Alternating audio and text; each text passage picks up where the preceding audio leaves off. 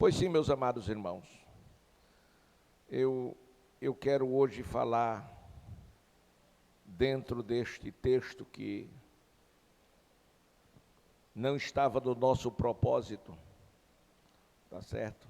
Não estava no nosso propósito, mas como é início de ano, e início de ano a gente começa, a gente começa a ler a Bíblia a partir do Gênesis, seguramente todo dia 4 capítulos, e eu tomei uma Bíblia nova, diferente, pode olhar que a tradução é outra, e eu vou lendo e vou riscando o que me chama a atenção. E eu, terminando hoje os 16 capítulos, que são 4 dias, estamos hoje é dia 4, então 4 vezes 4, 16, mas aí eu passei por alguns textos e deixei riscado, e como eles me chamaram, esses textos me chamou a atenção, eu voltei, e risquei e anotei alguma coisa. E essa noite eu quero falar sobre sentimentos perigosos. Eu disse, até onde pode nos levar? Diga, sentimentos perigosos. Até onde pode nos levar? Isto. Glória a Deus. Todos nós temos sentimentos. É algo da alma. E nós não somos somente espírito. Somos alma também. E a alma está no âmbito espiritual. Mas o interior se exterioriza através das nossas ações, através das nossas atitudes, através dos nossos comportamentos. Glória a Deus. E às vezes nós não nos conhecemos como precisamos nos conhecer. O que vai nos levar a nos conhecer são os confrontos no mundo visível e invisível. Isso é que nos leva a conhecer. De repente, você vai descobrir o homem, a mulher e o jovem que você é, quando confrontado em determinadas situações. Senão, você vai pensar muitas vezes que é sem ser. Então, Deus proporciona-nos estas oportunidades para que a gente se conheça. E uma vez que os confrontos nos levam a nos conhecer, Deus nos dá a oportunidade de decidir ser o que não sabíamos que era ou mudar. Glória a Deus. Meus amados irmãos, quando nós falamos em sentimentos, nós falamos em aptidões, nós falamos aptidões para sentir, aptidões de sensibilidade, disposição para comover. E eu quero dizer que seu maior inimigo é aquele que você vê no espelho.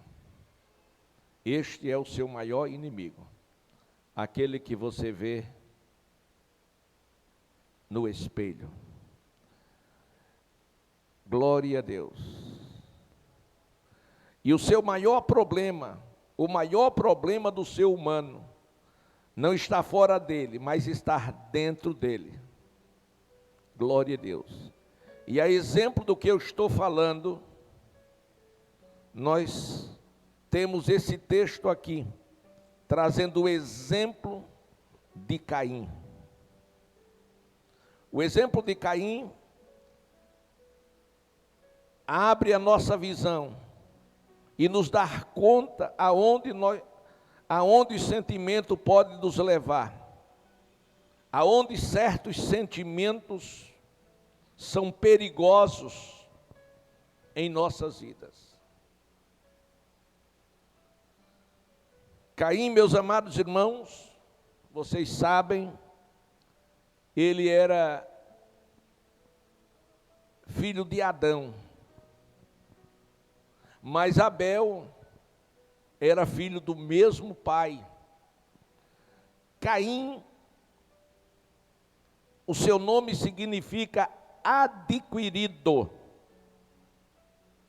Quando nós lemos o capítulo 4, versículo 1, diz que Eva engravidou e deu à luz a Caim e fez esta declaração: com o auxílio do Senhor tive um homem, com o auxílio, com a ajuda do Senhor, glória a Deus, eu tive um homem, glória a Deus, que significa, em outra tradução, adquirido. Então o nome de Caim significa adquirido. Caim foi o primogênito do casal que era imagem e semelhança de Deus e foi criado ou viveu parte da sua vida no Éden, melhor lugar do mundo. Caim, meus amados irmãos, tornou-se lavrador e o seu nome, Caim, lembra-nos que a vida é uma dádiva de Deus. Foi Deus quem deu para aquele casal este filho primogênito que tinha direito em dobro tudo quanto o pai tinha. Abel, ele significa, mesmo sendo filho do mesmo pai, com a mesma mãe, sendo Caim o seu irmão, todos criados na mesma doutrina, no mesmo ensinamento, no mesmo raio de ação, porém eram completamente diferentes um do outro. O nome de Abel significa vapor. Isto quer dizer que a vida é curta, que a vida é passageira. Em outras palavras, que o homem não vive para sempre. Haverá, tanto há o momento dele entrar na vida, como dele sair da vida. E tudo que durante a vida ele fizer, através deste corpo, ele sim terá que prestar contas a Deus, de tudo, quer seja ação, quer seja palavra. A Bíblia diz que Deus nos pesará em balanças fiéis. E ainda diz a palavra de Deus, que todas as palavras que nós proferimos aqui, elas serão julgadas. Glória a Deus. Então Abel tornou-se pastor de ovelhas. Caim, agricultor. Passado o tempo, versículo 3, passado algum tempo, Caim trouxe do fruto da terra uma oferta ao Senhor. Abel, por sua vez, trouxe as partes gordas das primeiras crias do seu rebanho. O Senhor aceitou com agrado Abel e a sua oferta, aceitou a ele e a sua oferta, mas não aceitou Caim nem a sua oferta. Por isso Caim se enfureceu e o seu rosto se transtornou. Na sua tradução, diz que caiu-lhe o semblante. Deus não faz acepção de pessoas. Não faz. O problema não estava em Deus, como o problema na nossa geração ainda não está em Deus, está no homem. Por quê? Porque o pensamento do homem está sempre em oposição à revelação divina. O pensamento do homem está sempre em oposição à revelação divina. Isaías capítulo 58, versículo 8, se você quiser pode ler. Está escrito, o profeta da parte de Deus falou ao seu povo: porque os meus pensamentos não são os vossos pensamentos, nem os vossos caminhos, os meus caminhos, diz o Senhor. Isto o profeta falando ao povo de Deus. Certamente, para que você possa entender o que nós acabamos de apresentar, você precisa ver algo muito interessante. Deus aceitou a oferta de Abel e rejeitou a oferta de Caim. Por que será que Deus aceitou a de um e rejeitou a do outro? Se Deus não faz acepção de pessoas, será que foi porque a oferta de Caim foi do fruto da terra e a de Abel foi de um animal? Não foi por isso. O problema, meus amados irmãos, é que precisamos entender que a prática do culto e da adoração, a prática da oferta a Deus, nunca foi e nunca será uma competição acerca de quem vai oferecer, de quem vai dar, se vai ser aceito ou não, ou vai ser rejeitado. Não é uma competição. Não pode haver na igreja competição. Quem é o melhor, quem prega melhor, quem canta melhor, qual é o departamento maior. Isto é competição, e na igreja não pode haver estas coisas. Também na oferta não pode haver esse tipo de coisa. Ambas as ofertas tanto podia serem aceitas, como poderia serem rejeitadas. Era tudo uma questão do coração, sob o aspecto humano, sobre o ponto de vista. Houve muitas questões e perguntas não respondidas, aquele porquê. Porque Deus não aceitou a minha oferta? Porque Deus não ouve as minhas orações? Porque Deus não me abençoa? Porque eu não consigo realizar os meus sonhos? Porque para mim as coisas nunca dão certo? Você já se deparou encurralado pelas situações da vida? Você já se deparou questionando com Deus, se lamentando porque você não consegue ter os seus sonhos realizados? Isso é a sua mente, isso é o seu pensamento, e o seu pensamento pode estar em desarmonia ou em oposição à revelação divina, porque para Deus, todos somos iguais diante dele, e a bênção dele não é para um pouco de privilegiados, a bênção dele é para todos. Aleluia.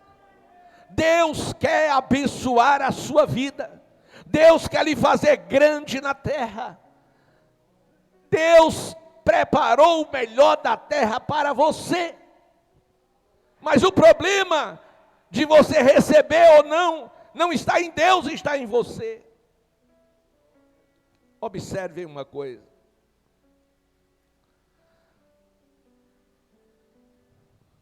Ambos trouxeram as suas ofertas. Deus aceita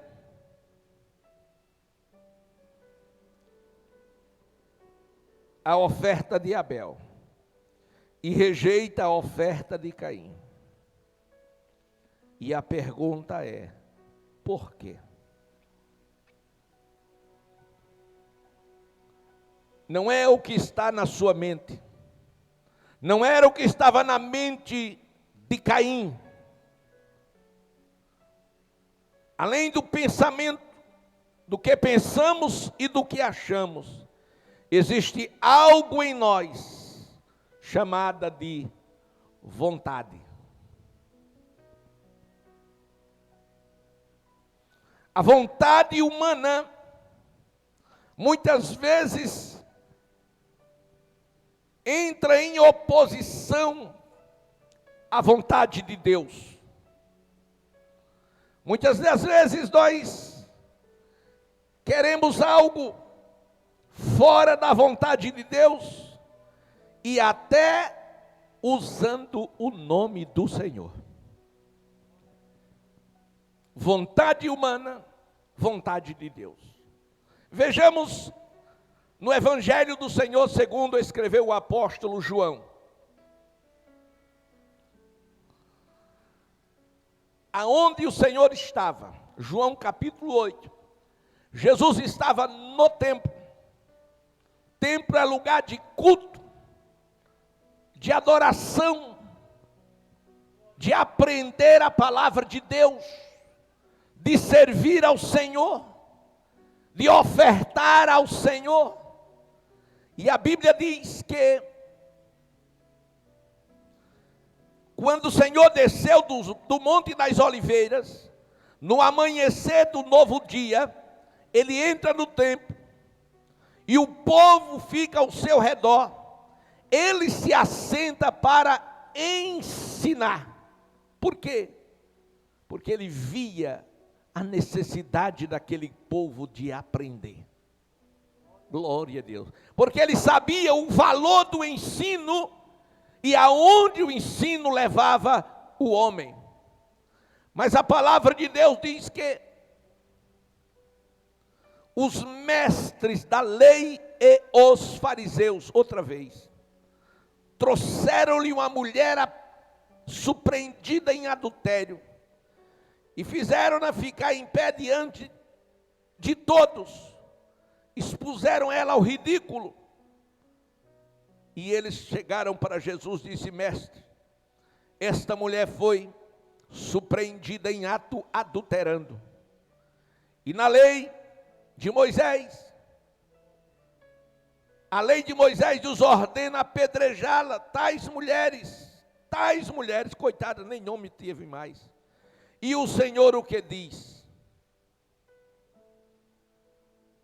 Ora, se a lei dizia que a adúltera tinha que ser apedrejada, por que eles não a fizeram quando pegaram no ato? Se a lei dizia que quem era pego neste ato era apedrejado, não só a mulher, mas o homem também, onde estava o homem que eles não trouxeram? Será que havia um apadrinhamento? Se eles queriam justiça, por que eles estavam sendo injustos? Porque é muito fácil a gente perceber, a gente vê o erro das pessoas. Mas o Senhor diz: por que você está olhando e vendo o argueiro no olho do teu irmão e não vê a trava que está no teu olho? Tem pessoas que têm uma facilidade muito grande de ver os defeitos, os erros das pessoas, mas eles não conseguem ver os seus próprios erros. E quem mais fala, e quem mais critica, e quem mais vê a vida alheia, são aqueles que menos têm tempo de ver a sua própria vida. Glória a Deus. Meus amados irmãos, eles colocaram a mulher no meio. Ou seja, eles atrapalharam o culto. Eles atrapalharam o ensino. Eles desvirtuaram tudo. Mas a Bíblia diz que o Senhor se inclinou e começou a escrever no chão com o dedo. Mas eles insistiram, e por insistirem muito, o Senhor olha para eles e diz: faça o seguinte, quem não tiver pecados, seja o primeiro a atirar a pedra. Inclinou-se outra vez e continuou escrevendo no chão. E quando eles ouviram isto, eles começaram a sair, do mais velho ao mais novo, e ficou somente Jesus e a mulher. Jesus perguntou para ela: onde estão os teus acusadores? Ninguém te condenou? Ela disse: ninguém, Senhor. Ele disse: eu também não te condeno. Agora vá, abandone a sua vida de pecado, para que não te suceda coisa pior. A vontade do homem é diferente da vontade de Deus. A escolha de Deus, ela é feita não segundo o que pensamos, não segundo o que achamos, não segundo o que queremos, mas é avaliada segundo o nosso coração. No templo, os escribas e os fariseus queriam matar a mulher, mas Jesus não queria. Glória a Deus. Aleluia. Aí a pergunta que não permite nós ficarmos calados: por que Deus aceitou a oferta de Abel e rejeitou a de Caim, se Deus não faz acepções de pessoas? A gente vai ver no próprio texto. Vamos ver. Caim,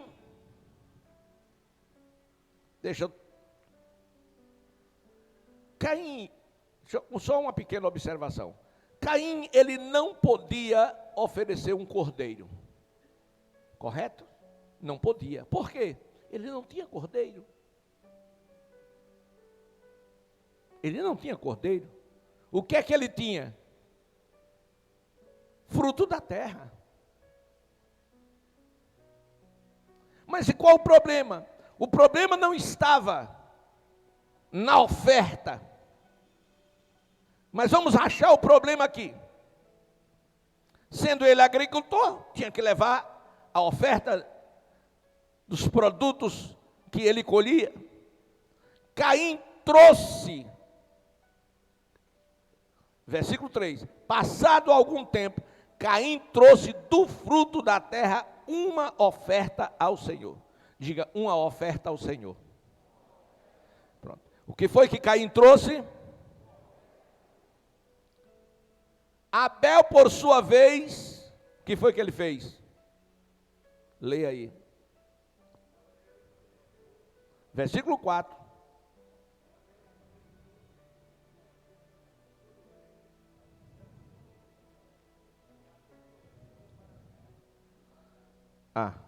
Eu gostaria de ter ouvido toda a igreja. Glória a Deus. Porque Deus rejeitou a oferta de Caim e aceitou a de Abel. Por quê? Por quê, irmãos? Por quê? O que foi que Caim ofereceu?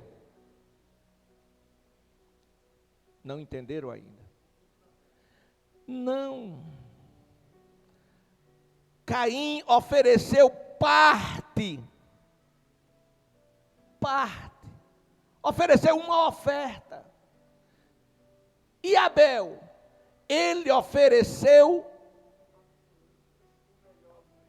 as primícias, ele reservou o melhor para Deus. Primeiro é o de Deus.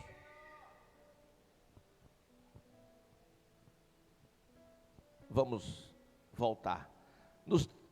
Se debruce aqui nas Escrituras. Versículo 3. Passado algum tempo, Caim trouxe do fruto da terra uma oferta ao Senhor. Uma oferta. Ele trouxe uma oferta. E Caim e Abel, ele trouxe o seu melhor. Não, o meu melhor é para Deus.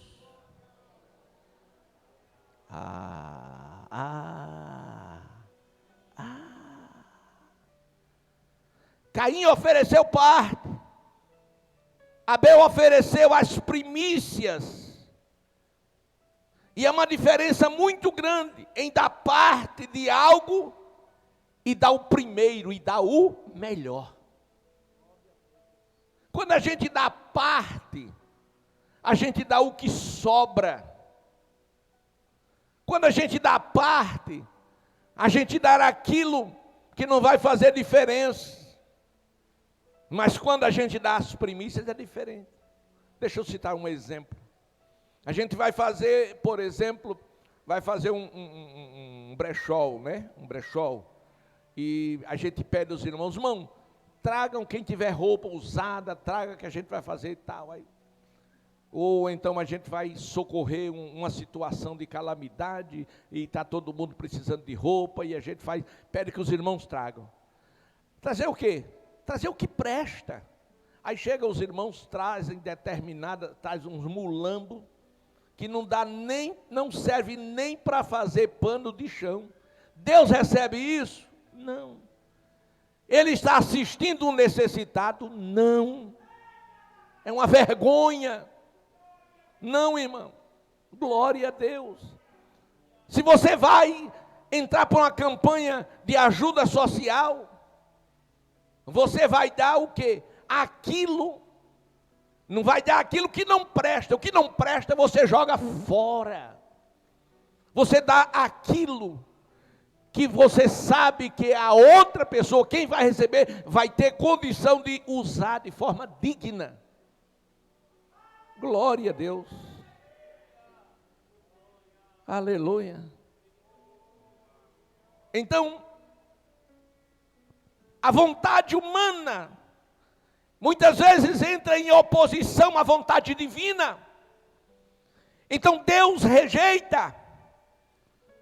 Observe que Caim fez por fazer. Não, vai ter que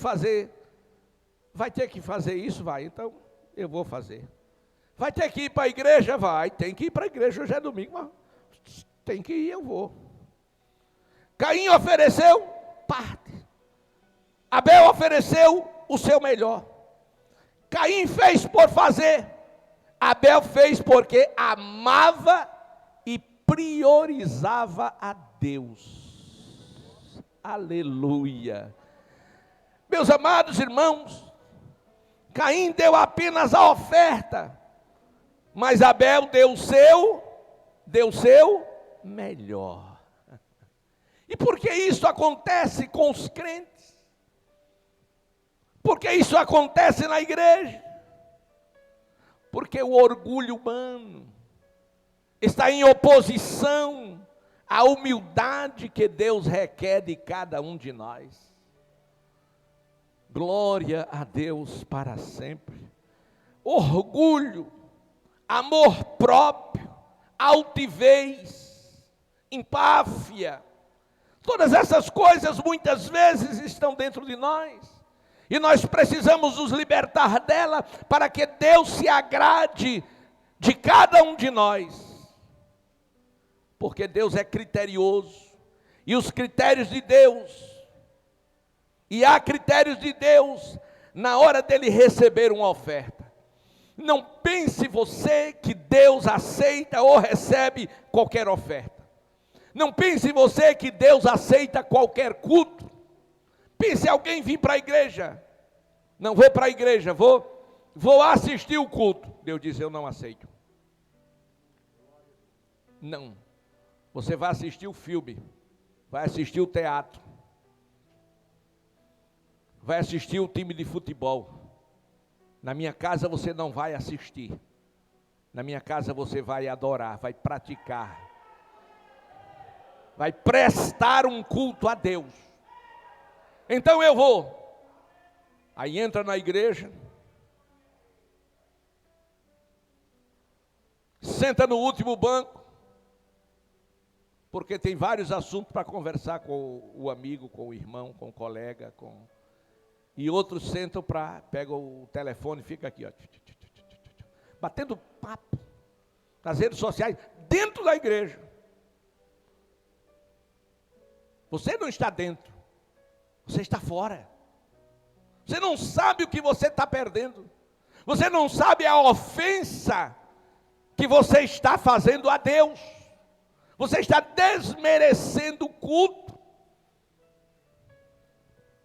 Aí depois canta, adorador. Tão bonitinho cantando. Mas você é. Mas você é.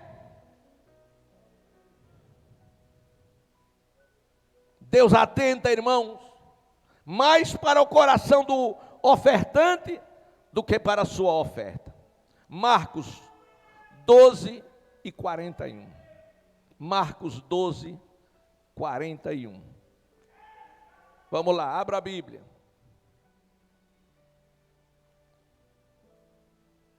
Marcos capítulo 12, versículo 41 em diante. O que diz? 12, 41 está escrito.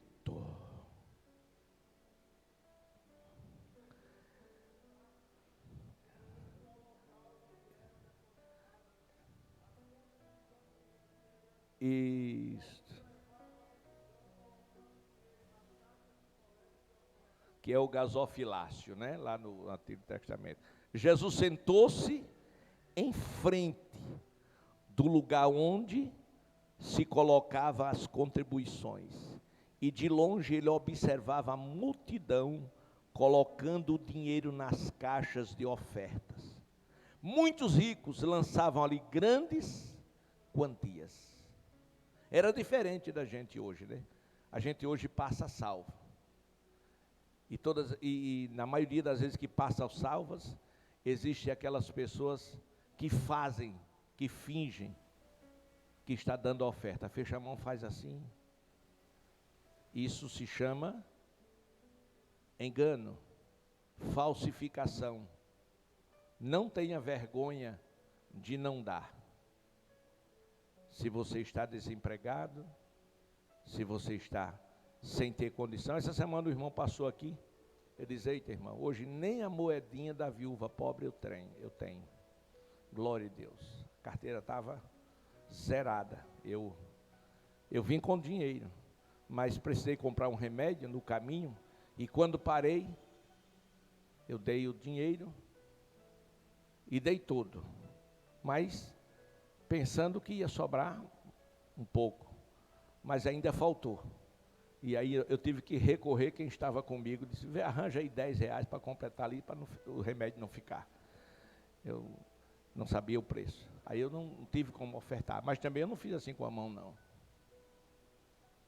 Enganar. Não, irmão. Isso é coisa de cristão? Tem ou não tem? Dá ou não dá? Glória a Deus. Não é pecado você não contribuir. Glória a Deus. Então observe o seguinte. Aonde estávamos? Estamos no gasofilácio. Estamos vendo Jesus sentado, olhando para quem está contribuindo. Olhamos os ricos colocando grandes somas de dinheiro ali no gasofilácio. Aí Jesus, no versículo 43, chama a si, venham cá, os seus discípulos, e diz para ele: vou dizer uma coisa para vocês. Esta viúva pobre colocou na caixa de ofertas mais do que todos os outros. Observe que Jesus chamou os discípulos para dar uma lição.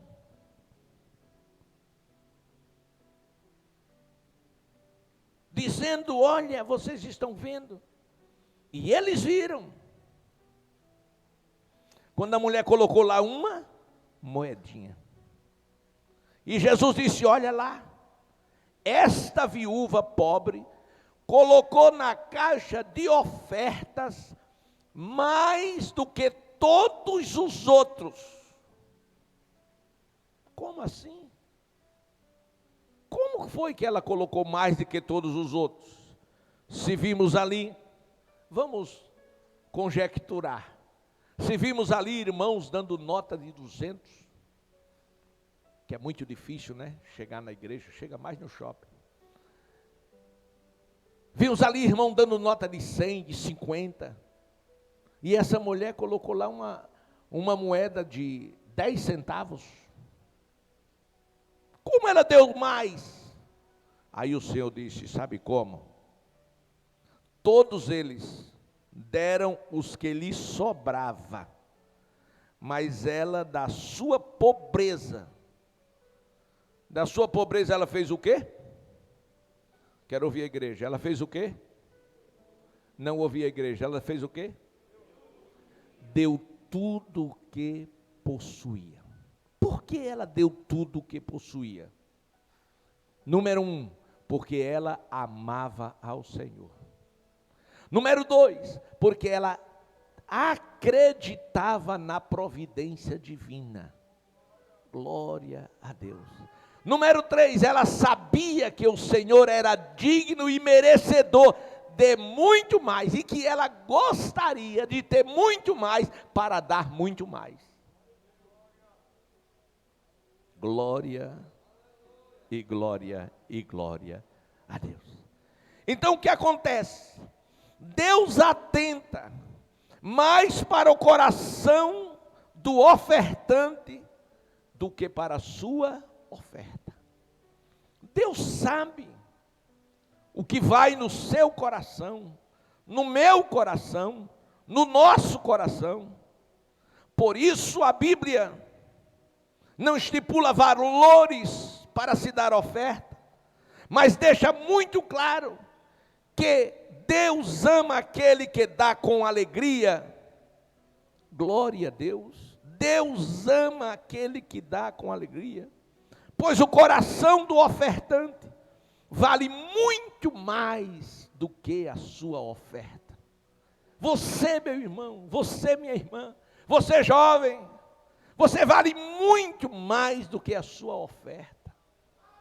Deus está olhando para dentro de cada um de nós e procura em nós as motivações de lhe servir, de lhe adorar, de lhe prestar cultos.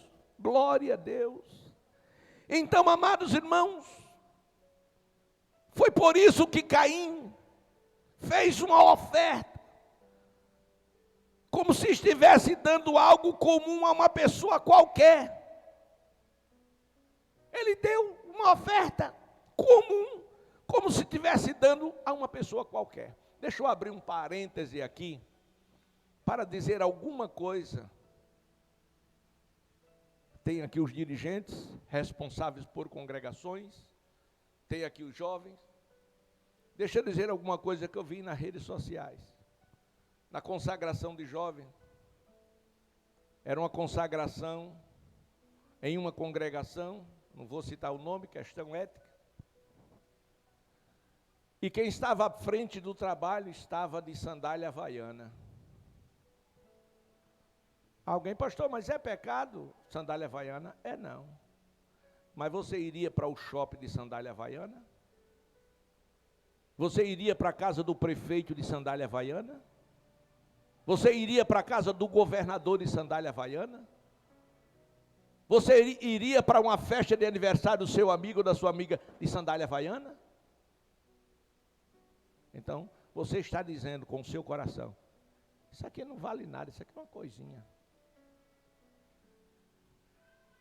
Irmão, para a casa de Deus a gente tem que vir da melhor forma possível. Mas pastor, e se eu só tiver uma sandália havaiana? Não tem problema, pode ir. Porque Deus está vendo o seu coração. Aí Deus vai lhe dar sapato, vai lhe dar sapato de salto, vai lhe dar roupa boa. Aí Deus vai dar. Ah, se eu tivesse eu iria. Ia não. Ia não. Já contei, vou contar de novo. Eu era diácono da igreja, líder da mocidade, tomava conta dos novos convertidos, tomava conta, dava ensino aos superintendentes da escola dominical do campo, assistia todos os enfermos, fazia todas as concentrações na rua, eu era polivalente na igreja. Glória a Deus, era diácono. Mas eu já tinha tempo integral na obra.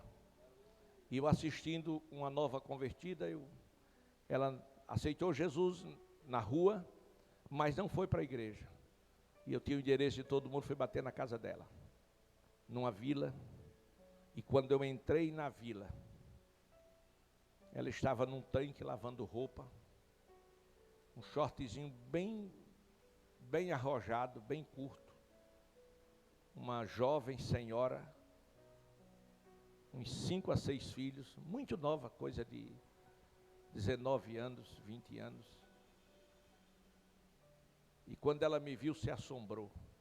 Aí eu comecei a conversar com ela e perguntei, por que ela não havia ido para a igreja? Ela disse, irmão, olhe para mim. Digo, estou vendo, irmã. Disse, como é que eu vou para a igreja? Eu não tenho roupa para ir para a igreja. A única roupa que eu tinha foi aquela que aceitei Jesus, uma calça comprida. Isso é a única que eu tenho.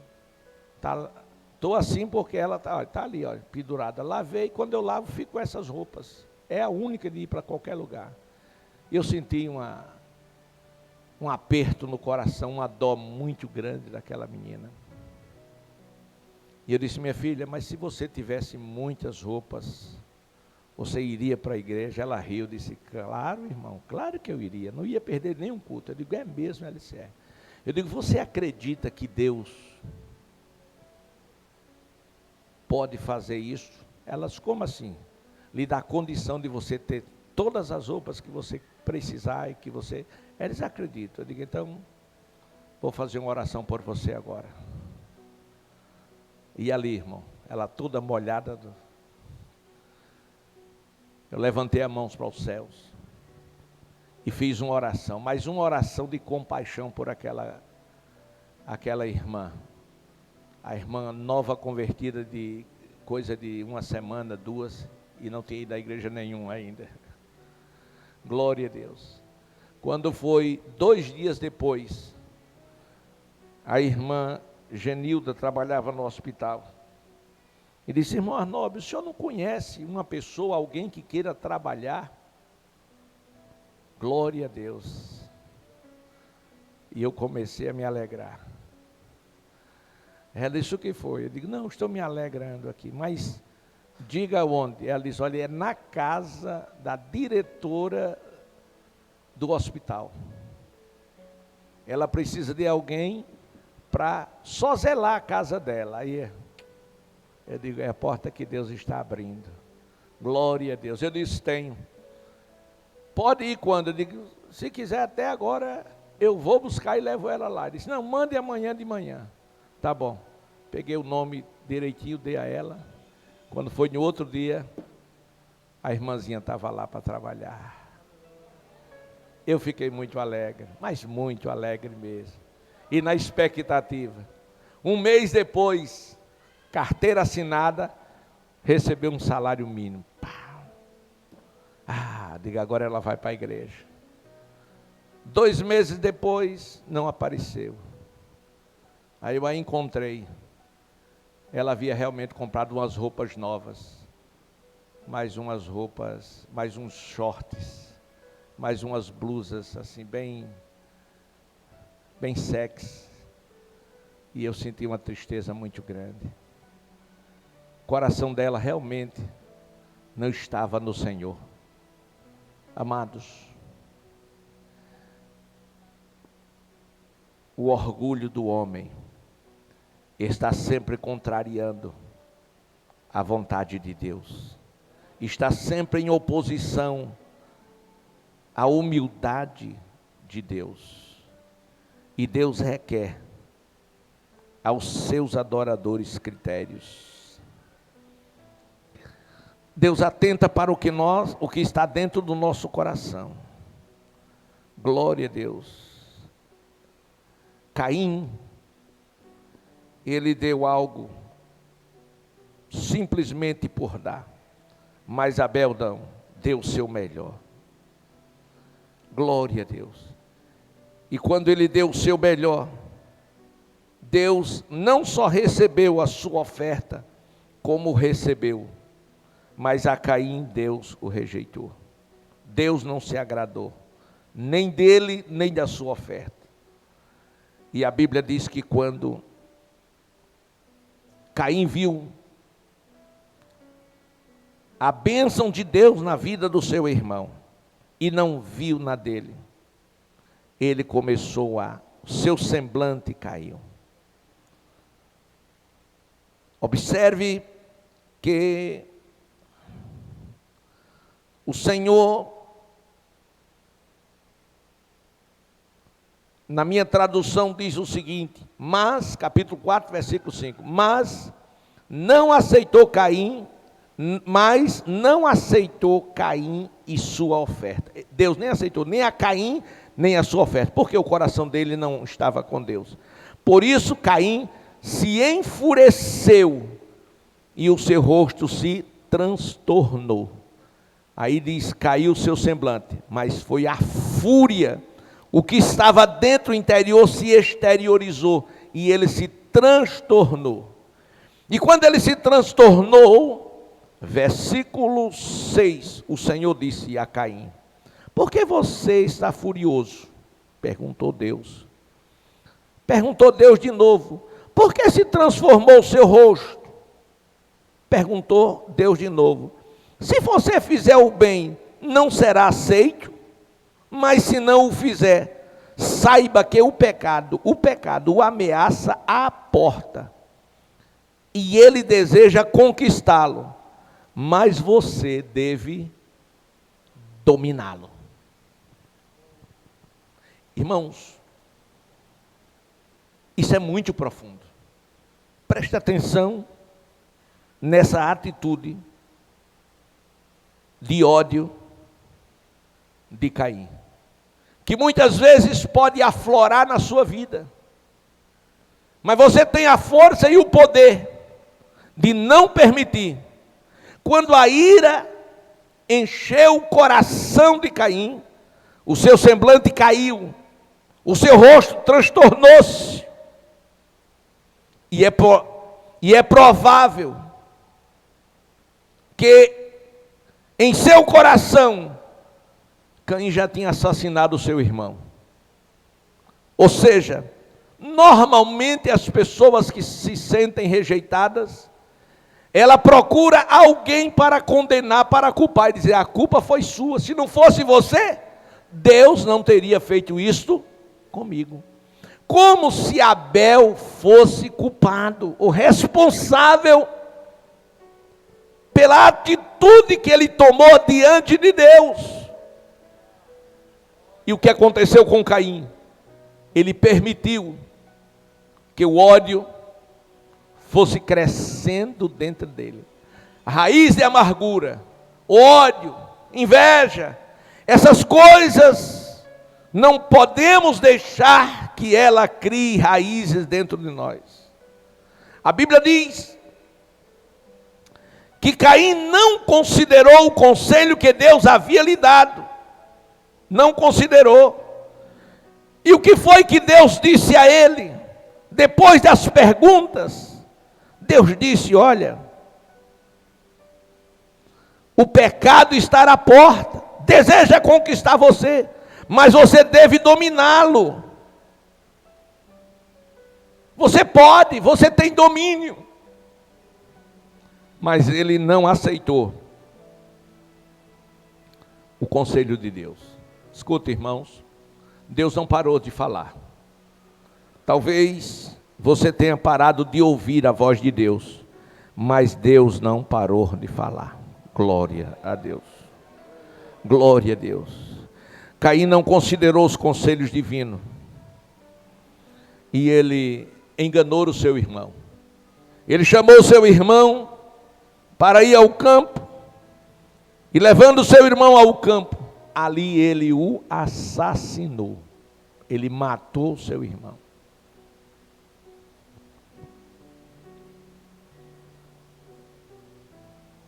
A raiva, a ira, o ódio, leva o homem a tornar-se assassino e pecar contra Deus. E Deus, depois que ele assassinou o seu irmão, isto era uma forma hostil humana, em oposição à comunhão divina, comunhão com Deus. E isso acontece na vida dos crentes hoje. Dos crentes, pastor? Sim. Aqui a morte foi literal, mas existem muitos tipos de morte. Quando você pega uma pessoa e denigre a sua imagem, a sua moral, você cria situações e histórias acerca dessa pessoa mentindo. Você destrói a vida daquela pessoa. Você destrói a reputação daquela pessoa. Você assassina seu irmão, assassina sua irmã. Quantas pessoas têm assassinado os irmãos das redes sociais? Mas escute, isso é hostilidade do homem em oposição à comunhão com Deus. 1 João 1,7. O apóstolo escreveu: se andarmos na luz, luz, fala da verdade, fala do conhecimento, fala da revelação divina.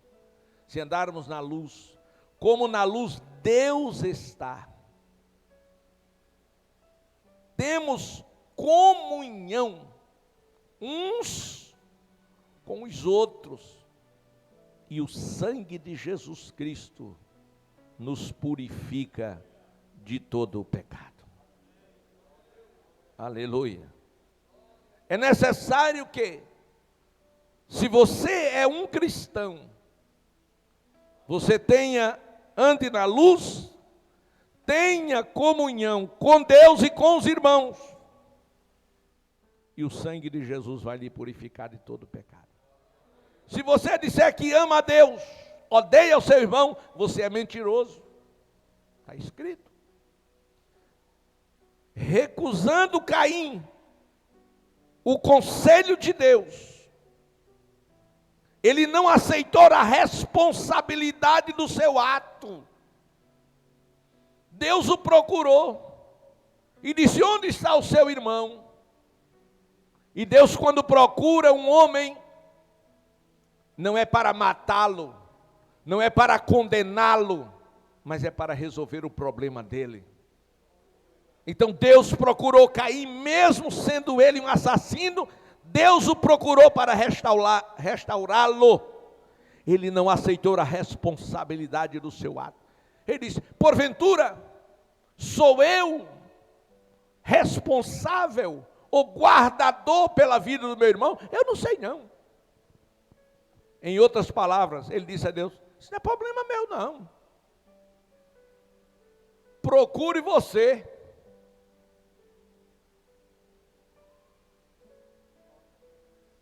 Aleluia. Amados, aí Deus disse: olha, Caim, o sangue do teu irmão clama por mim. Gênesis 4:10. Ele nem sequer admitiu isso. Deus dizendo, é necessário que haja justiça. A Bíblia diz que Deus não terá o culpado por inocente. O pecado tem consequência. Quando Deus disse, olha Caim, o sangue do teu irmão clama, Deus estava dando uma advertência, cuidado Caim. Você está lembrado do teu pai? Você conhece a história do teu pai e da tua mãe? Eles moravam comigo no jardim do Éden. Todo dia eu sentava para conversarmos. Mas eles não vigiaram, não tiveram cuidado. E agora eles foram expulsos. Eles não adoeciam, não tinham problema de doença nenhuma, nem de dores. Mas ficaram depressivos, se esconderam. E o pior, vão morrer.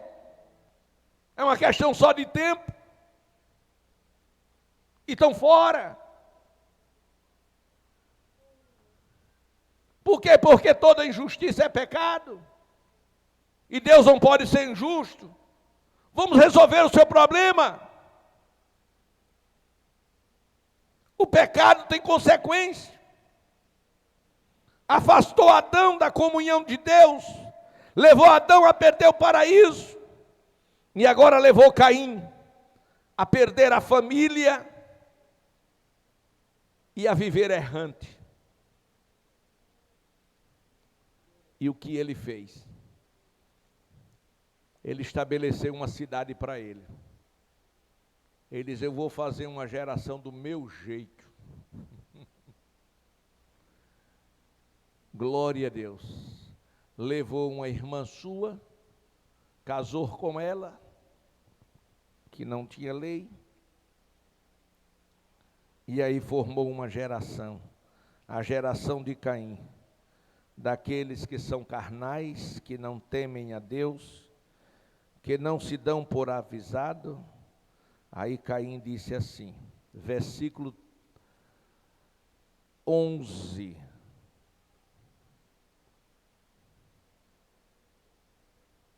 versículo 10, Deus disse, o que foi que você fez? Escute da terra, o sangue do seu irmão está clamando.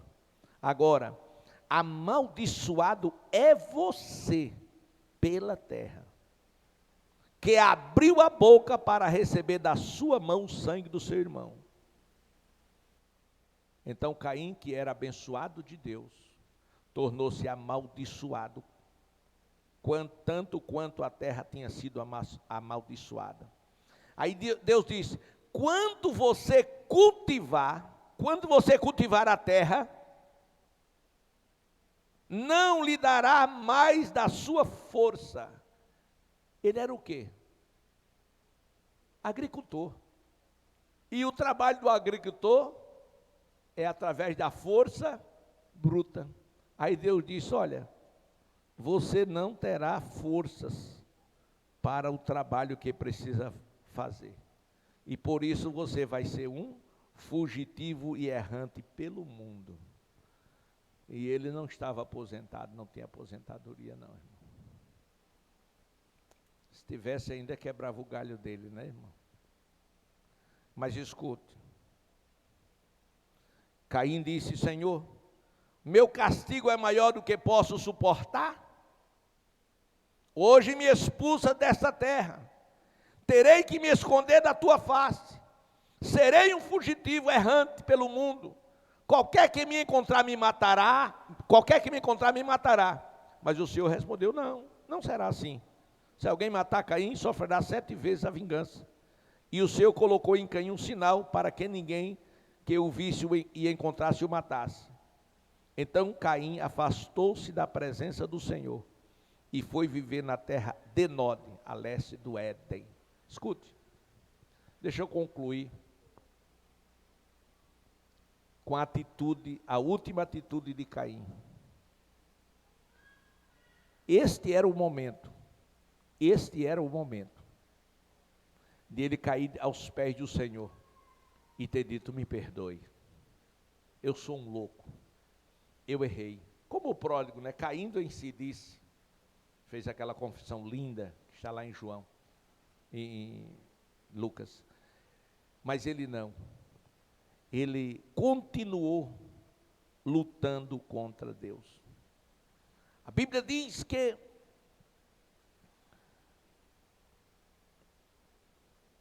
ele disse: o meu pecado é maior do que o de todo mundo. Ele continuou lutando contra Deus. E a Bíblia diz que de forma muito simples, ele saiu da presença de Deus. Em outras palavras, sabe de uma coisa? Eu não quero saber mais de igreja, não.